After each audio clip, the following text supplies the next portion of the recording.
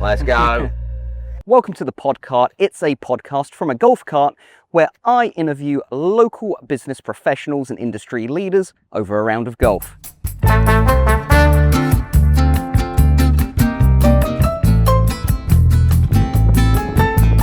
Today I have got Mike Whincup with Do the Beach. Mike, tell him about yourself, what Do the Beach is, and yeah, all the good stuff about Northport and potential opening locations. Brilliant. Yeah, what a way to start the day, right? So we are a highly immersive themed adventure park. So our whole business is fun. We are a beach themed inflatable park based in Northport, with spreading nationally with national franchise growth plans. Inflatables, obstacle courses, mechanical rides, soft play, anything that's kind of fun, bright, colourful. That's kind of what we do. Age demographic for your kids? Just the parents watching know that this is a good. Yeah, anywhere from, toddler, newborns, all the way through. I mean, grandparents can have a great time, but typically in that kid, we kind of top out roughly around 11, 12 years old. But if you've got a 4 to 10-year-old, then we're probably the place for you to come and have a beach day without getting hot and getting having to take all the stuff to the beach itself and getting all sandy and stuff. There you go. Well, I'm looking forward to this episode with some awesome questions for Mike here. Great information for you, the viewers. But we got some balls to hit, so we'll catch you back in a bit.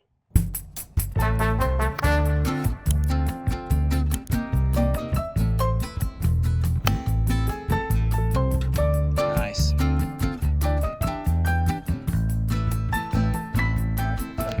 All right, Mike, obviously you've got into golf, mainly because that's probably my fault. How would you rate yourself as a golfer, and what's your handicap? How would I rate myself as a golfer? That's a great question. I mean, the famous Gattuso meme, right? Sometimes maybe good, sometimes maybe not so good. Insert your word there. I'm currently off a 19. It's either glory or glory or despair, which I guess is for most of us, right? That's definitely the story of my golfing life. I'm either having the best round of my life or I should probably just quit. But hole two. Hole two. Tee box time, par 3. Let's get it done.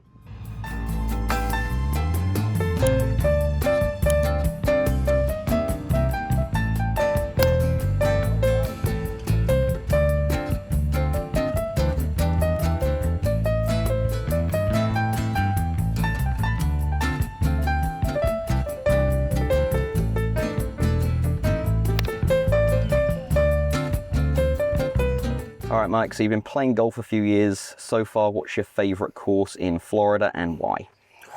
I think that's got to be Juliete Falls, just outside of Ocala. It was just really good time, fun vibe.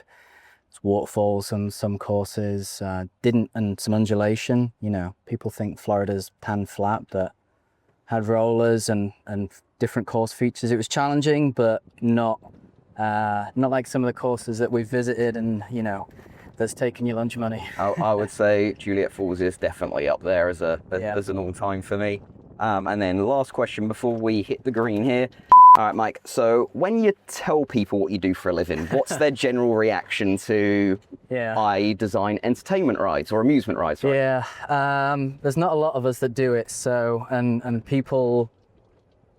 people have that double take, like, wait, what? You do what? And people's initial reactions are naturally roller coasters and things like that. And like, oh, do you do Disney and Universal? And we have done big jobs for people like that, but we're very much in that family entertainment, location-based entertainment space. And people just they just lean in at that point and be like, well, you do what? So it's usually quite reaction from people.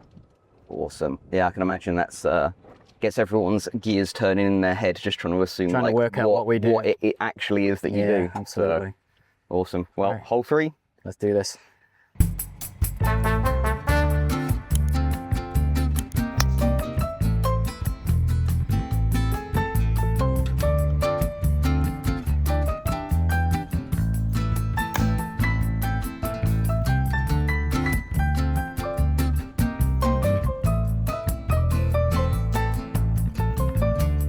decent tee-box shots from the both of us there. So Mike, when you originally moved from the UK with your family, tell us how many years ago that was and the main reason for heading stateside. We're a manufacturing business as well, so there's the manufacturing, there's the operational side. We've been manufacturing since 1990, and we moved to the States in 2008. So it's coming up 18 years now, coming down here to Southwest Florida. Originally picked the place, it's where we'd vacationed as a family between here in Naples, and done some time at the beach, obviously being in the attractions industry, done Universal, Disney, all that kind of fun stuff. It's hard to believe that what was, certainly on my part, was meant to be a year, to help set up the US factory, coming up on 18 years, American citizen, and whole life's here, and what a place to be, right? Yeah, it's funny, we've got very similar stories. Moved over, I only had a year on my visa because of my age, so I'd have then technically been an adult and have to get my own visa and stuff like that, and somehow it all worked out, and never went back. So right. Yeah, speaks volumes for Southwest Florida and the Sarasota area, I'll tell you that much. It's a great place to call home. I mean, look at us, we're here on a Tuesday morning, the sun's shining, there's a touch of humidity, but I mean, what are you doing today? Right, exactly. Well, let's go find some balls and see if we can par this par 5. There we go.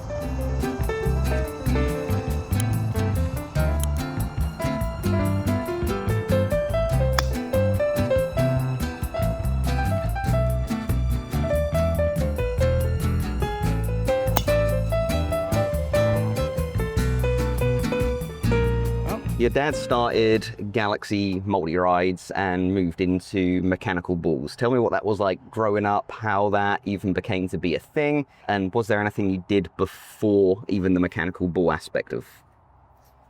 Yeah, so go back to the beginning. From a large family, my dad was a carpet fitter by trade, left school early, and we rented out bounce houses in the UK in the 80s. I say we, I was a baby, and it developed, and he got into adult entertainment. We had some army bases near us, and they wanted an adult bounce house. So made that, and then one of the days they're like, "Oh, have you got a mechanical bull?" And Robin, being Robin, said, "Yeah, of course I've got a mechanical bull." He didn't, but we found one in the UK, and it was this old hydraulic thing that took 6 guys 2 hours to set up and break down. And my dad had actually come back from a trip from the US, and he'd seen the Kodak fiberglass wave where you take photo opportunities, and was like, wouldn't that be cool if that could move, instead of just a static picture? So he came back, he put his head together with an engineer friend and was like, I need to make a lightweight mechanical bull, but I've also had this idea with a surfboard. And he was making it for himself, and that's how the surf machine was invented, and that's how we started manufacturing for ourselves mechanical bulls. And then he was the entertainment at a expo, and a guy came up to him and went, "Oh, this is great, I'd like to buy 6 of these." And he's like, no, we're just the entertainment. And that's how we fell into manufacturing, and 37 years later we're coming up. We're the world's largest mechanical bull manufacturer in over 40 different countries, over 7,000 machines worldwide, and just going from strength to strength. That's amazing. It's a little bit different, right? That's a cool story. All right, well, I had a horrible drive, so I've got to take a drop and try to get up and down here. Yeah, let's get this done.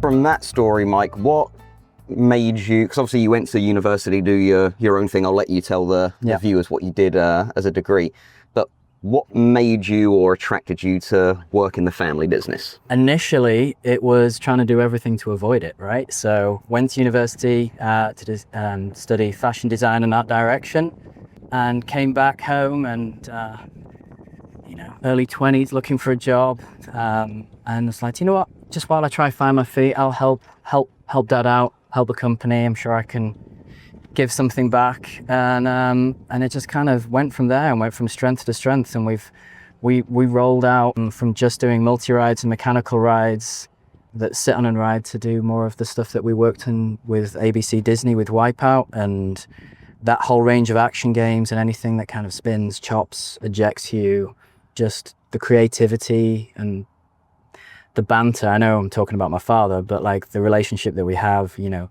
decades of going to watch the soccer together in England and following our team, you just develop that kind of rapport, and it just worked in the business sense, and it just went from strength to strength. So jumping onto the Wipeout thing, in case people missed it, the TV show we have all watched. For the younger viewers, maybe you haven't. Use YouTube, look it up, it's amazing. Yep. How the heck did you end up making all of that stuff for probably one of the most epic TV shows? Right, of our generation anyway. There's a lot of the stuff that we do that we can't talk about, but within the industry it's just known within circles, and it's like, you go to these people for that, you do this, and it's just one of those, I don't actually know the lore behind it, but somebody somewhere, and just through a way of marketing and networking, that somebody found our way to us, and developing on the engineering side and the creative side of developing what was originally the Japanese game show Takeshi's Castle. Yeah, easy for me to say, right? Stayed up late in the UK watching that on Channel 4. Yeah, right, and it My name's Craig Charles. Welcome to our guide to losing your ribs. And it just developed like that, and we've now taken that concept and shrunk it down into this more portable, safer for the general public. We're not trying to hurt anybody. Awesome. And spreading that out for your birthday parties and your events, right? What a story. What a story. Well, I'm going to keep continuing to hack around this par 4. Hopefully I can get on the green.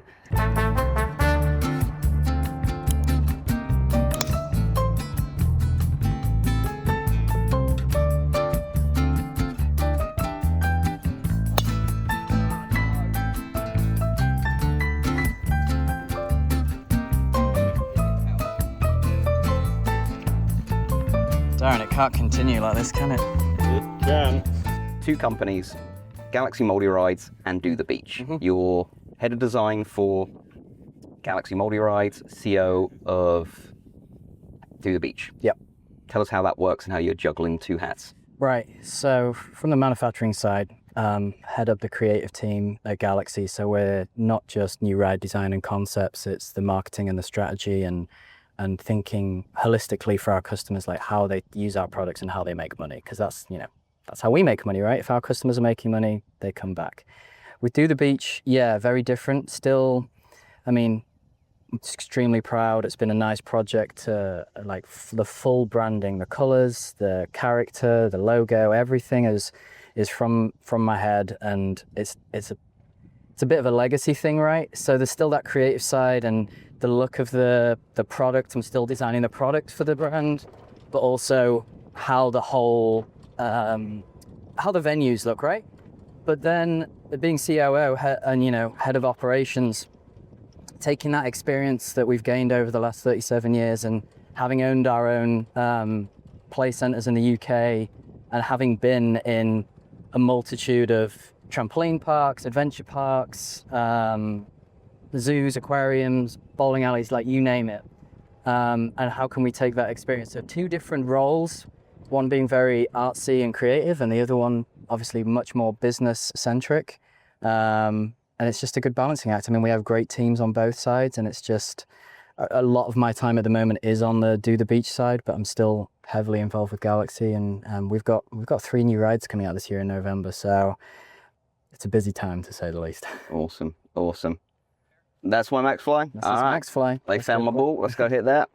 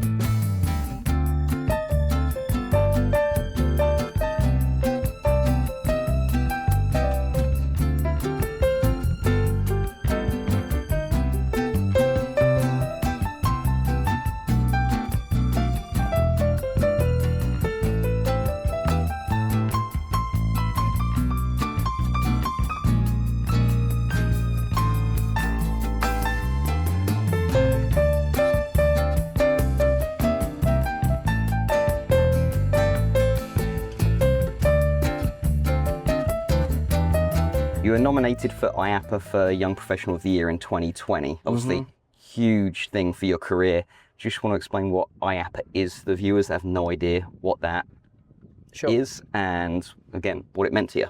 So IAAPA is the International Association of Amusements, Parks and Attractions. So anything theme park related, whether that be your local carny, you know, with your Ferris wheel at the local fair, through to the giant multinational, you know, your Disneys, your Universals, your Six Flags, that kind of thing, and everything in between. So every little part of the industry is part of that. So I've been involved volunteering and helping because we're a member-driven organization. So to be, I mean, it would have been nice to win, obviously, but just the fact that somebody, the connections that we make, and somebody has taken the time to actually nominate me for the work that I do and some of the committees, and helping drive the industry forward so that we're safer, more established. Here, just a bit further up there.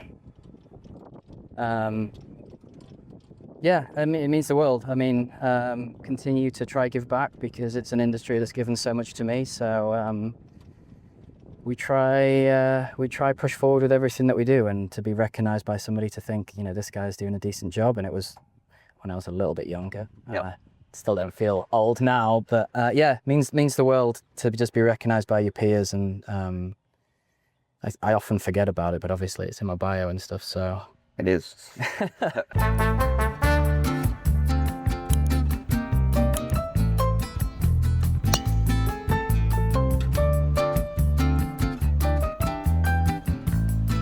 Wow, I mean, that's actually going to play pretty well.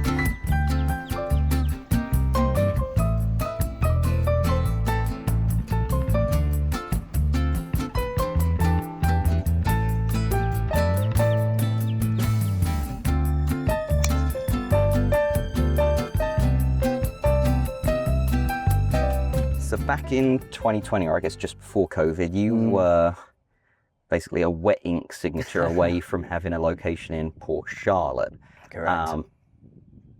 That didn't work out. What did you feel that you potentially may have missed or gained from that experience?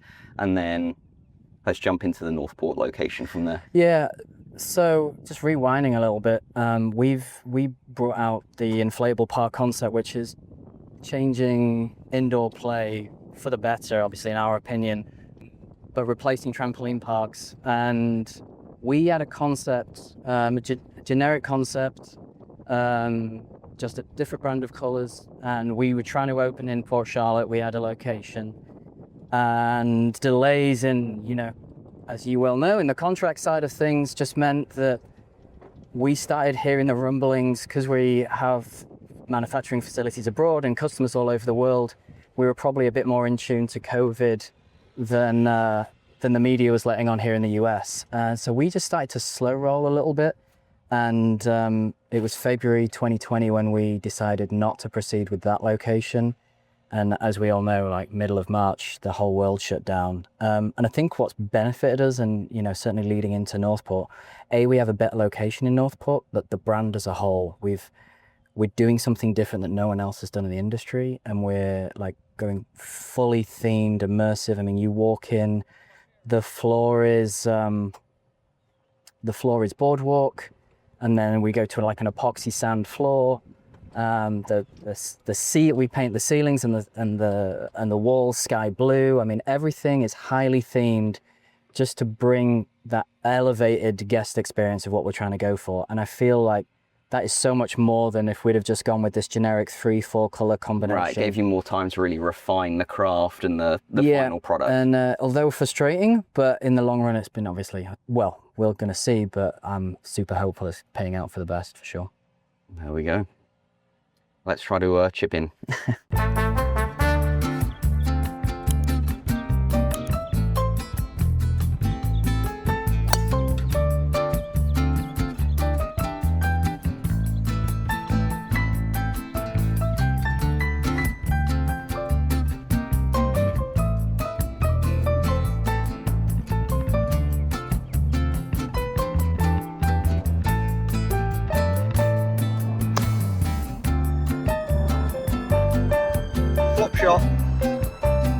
As we head to hole 6, Mike, you can clearly I've designed attractions for, like I said, Wipeout, companies and businesses all over the world. But what's been your most challenging attraction to design and kind of execute on? It's a good question. I don't know. Nice. I don't think anyone's ever asked me that before. We do. Is that first on the podcast? There we go. We do a lot of brand activation. So we do a lot of big brands, custom rides. I don't know about hardest. We've had some challenges in terms of safety of things we can't do, but I'll talk maybe about our most recent one with the new Masters of the Universe movie coming out, and having grown up watching all that kind of thing. We just designed, and I'll send you some pictures. I don't know if I can throw it in on screen so people can see it. We just designed a rodeo battle cat. So it's huge. It was about 9 foot long, and it's probably one of the most detailed rides we've made. Just looks phenomenal. In terms of hardest ride, we've done some really big stuff as well. So traveling, fun run 5Ks, that kind of thing, some just giant mechanical operations. So it's not just, the concept's easy, like how do you make something spin or how do you interact with somebody, but then we got to think of it from the other angle of the people operating, like how do they move this? How do they set it up? Is it quick to set up and break down? Right. Like, because that's where they're losing money, is in the setup and breakdown time. If you can get in and get it done and get out and get paid, I think that's why people keep coming back to us, certainly on the mechanical bull and ride side, is that they know that they can get the money and they can be in the trailer and on the way home. And even on those bigger scale things, when logistics are a nightmare, it becomes super crucial. And I can imagine your clients in hot states like Florida, Arizona, the last thing they want to be doing is setting up and tearing down for 2 hours in 90-degree heat and stuff like that. You kind of burn through staff, I would imagine. So for a mechanical bull, we can be, there is a video online of me doing it in 5 minutes. I wouldn't recommend it, certainly not in Florida, but it can be done. 15 minutes for your first time setup, and that's the idea of nimble, easy to use, lightweight. Well designed and efficient. Efficient, that's my favorite word, right? Yeah, love it. And let's see if we can be efficient with these drives. This is a challenging hole, to say the least.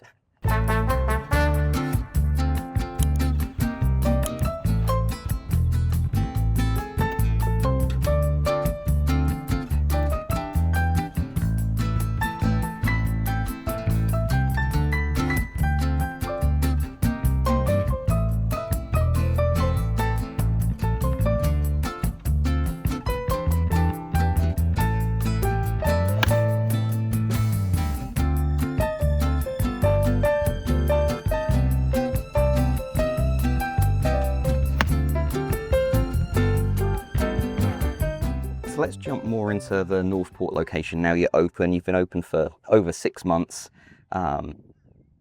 Obviously, I first moved to Northport, so I know the area well. Most people in Sarasota do snub their nose up at the area, but the demographics have been clear, right? So it was kind of a no-brainer location, but tell me why Northport, and obviously the success that area's having, because really, let's be honest, it was an untapped market. Not a single business was there that was looking after that kind of clientele and age demographic. You talk about an underserved community. Northport, as you know, real estate just blowing up with young families. And there was just nothing for these families to do. The expansion of Welland Park and the future expansion of Northport as a whole, finding that location just off the 41, 3 miles from Welland Park, it meant that families weren't driving 45 minutes to either North Fort Myers or to Sarasota. And the community has really bought into us, and it's not shocking, but like the sense of pride. I'm up on the hill. Yeah, he's up there. I'm over there. The community has really kind of embraced us, and they've paid us back for, when we invest this kind of money into a location, it's about creating those community ties, and Northport has really paid us back in, massively, and they've really shown up for us, and we've got quite the loyal fan base and customer base at the moment. So you do memberships. Tell the viewers a little bit more about the memberships, so what they can expect, and equally, same question, but from a franchisee's standpoint, like why that's important. Yeah, that recurring revenue, so that monthly, I mean, we offer a membership for only $1 more than the ticket price to get in, and that will give them unlimited play for the rest of that month. So we have those recurring membership fees coming in every month as a kind of stable base, and that real loyal customer base. That birthday parties, just tickets alone, I mean, we've been open in the coming weeks, it's going to be 9 months. I mean, that's flown by, right? And we are fully trending on that 2.1, 2.2 mil rev that we expected. And yeah, it's just the brand just goes from strength to strength, and we're thrilled to be a part of Northport and the Sarasota community that we're drawing from. There you go. All right, let me take a drop and try to hit the green.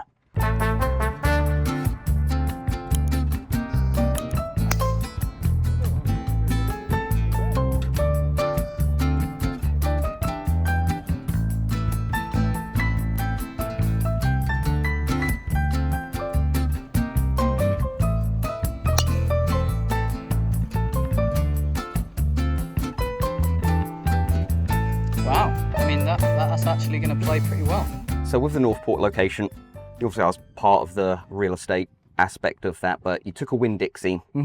Talk to me and the viewers about the real estate adaptive reuse and perspective that we took on this. Use obviously is the hardest thing, especially with waivers that landlords have of what they can and cannot allow, and why this Winn-Dixie location worked out in the way it did. Yeah, so I mean, back in the day, it used to be we'd have to beg landlords and malls that, you know, that we were the right option, and, you know, they didn't want our kind of business in their locations, and the whole thing's now flipped, and this kind of for retail and for driving traffic to other locations, we're kind of essential. So the repurposing of an old supermarket, we got 21,000 square feet in Northport, is kind of crucial to the local economy in the area, because people don't just go out to buy things or just to eat for entertainment. They actually want to do things and do things with their families, and that's kind of where we fall in. And I feel like it's a bit of a trend across the country, maybe more than just across the country. I'm sure it's international as well, where these kind of properties are being repurposed for what we call LBE, which is location-based entertainment, as a hub. You know, next door we've got Planet Fitness and some other restaurants and stuff around us, and it I think it just generates more for the community. Yeah, everyone feeds off each other. Yeah. So I'm gonna hit a shot from my terrible drive here. I've got 221. We're on hole 7 here at River Club. Yeah. I've got a long way to go. I like to play sensible golf and it has backfired, so wish me well.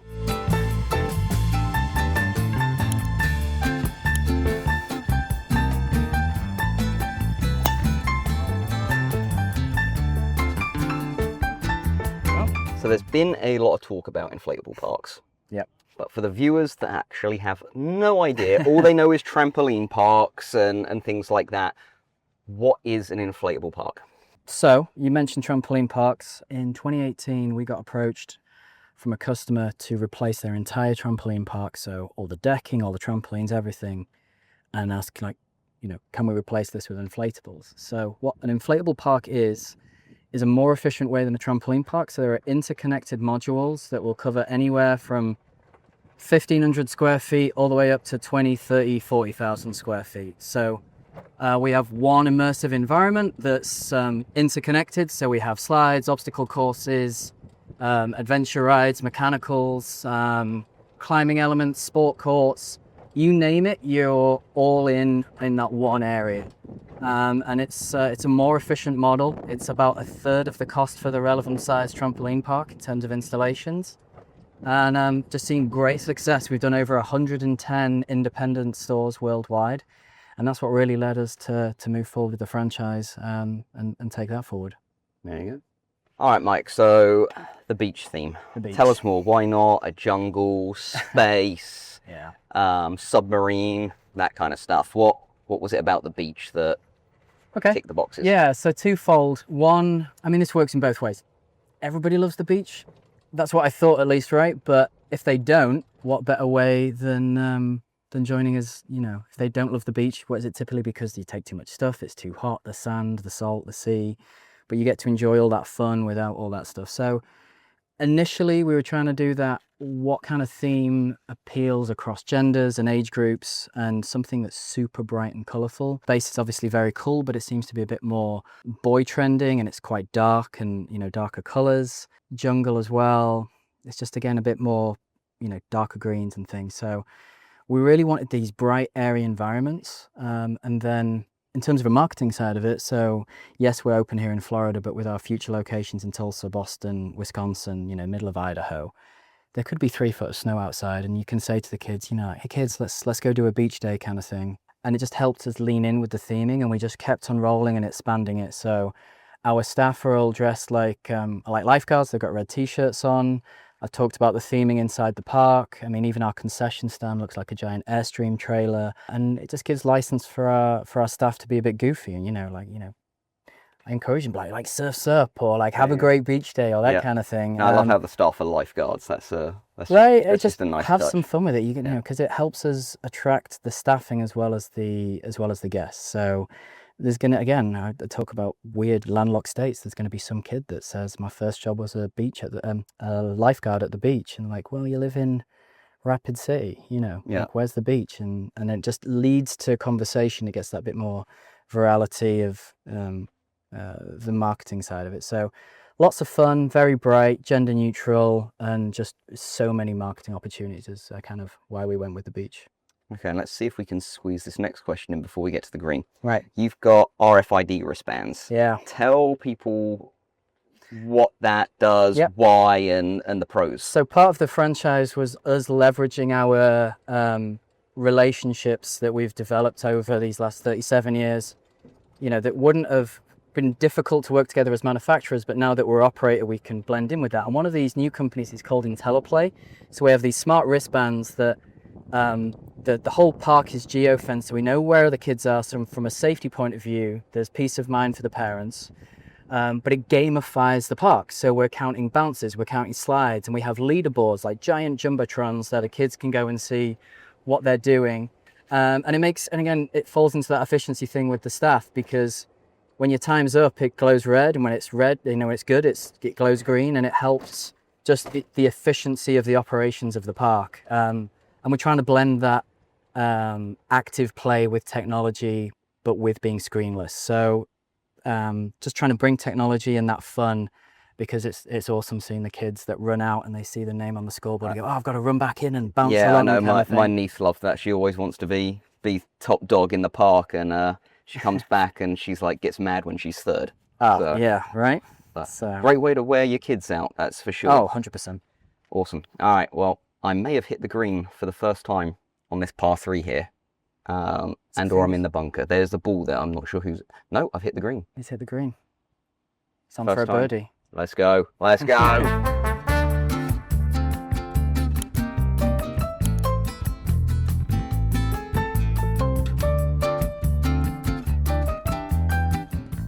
So as we're wrapping this up, Mike, two-part question. For the consumers, how can they find you? And same question for the franchisees. And I'll put the links or whatever is needed in the description below. Yeah, so being local, being here in the 941 for both of us, we're located at 14265 South Tamiami Trail in Northport, just off River Road, 3 miles from Welland Park. We're open every day of the week, from 9 a.m. in the morning for toddler time all the way through to 7 p.m. on a weekday and up to 8 p.m. on a weekend.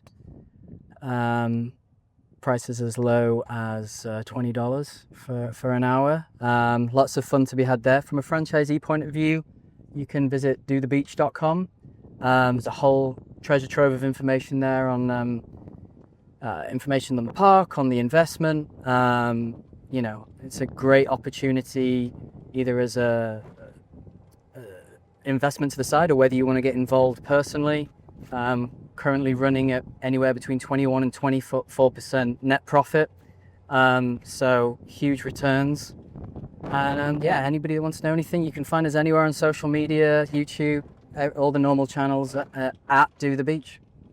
Awesome. Well, thanks for coming on the podcast. It's a unique experience, I know. And yeah, at least the podcast has gone well. I mean, I'm not sure about the golf. It can only be one of two things. That the brain cannot do both. Until we meet someone that can actually do both. I look forward to, well, this is the second one. It's not yet happened. I've got a good idea of who that might be. Yes, so for you guys watching, Tyler Beasley, he's running the Bobby Jones Golf Academy, is going to be jumping on a podcast, and I've got a feeling as well we might do a special one of me and you. Yeah, because he's our coach. He'd be embarrassed if he was watching us now. Yeah. So we'll probably have someone else just film that, and then we don't have to be asking questions. But it'll be me and Mike. We haven't decided yet. It'll be either stroke play or match play. Tyler will be the USGA official, and resident smack talker. Oh, he's very good. Just make he's good at golf, and he's got the chat to back it. That could be potential. But yeah, Tyler Beasley will be on the next podcast. You heard it here first. If you like this, don't forget to like, share, comment, and subscribe. It means the world to me. It helps people find this type of content and my other educational real estate content. We'll see you next week. Scan the QR code to connect with Darren Dowling. Follow and subscribe for exclusive Florida listings and updates.